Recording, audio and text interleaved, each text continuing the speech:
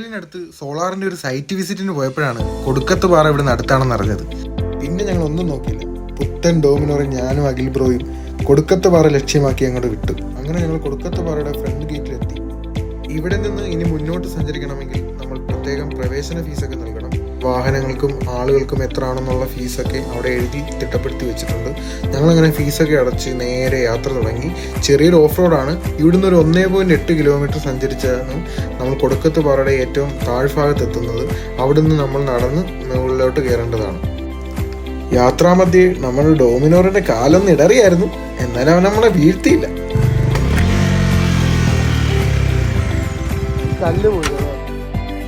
അങ്ങനെ ഓഫ് റോഡും കാടിന്റെ ഭംഗിയൊക്കെ ആസ്വദിച്ച് കൊടുക്കത്ത് പാറയുടെ താഴ്ഭാഗത്തെത്തി. ഇവിടെ വരെ നമുക്ക് ബൈക്കിൽ അല്ലെങ്കിൽ കാറിൽ വരാൻ പറ്റും.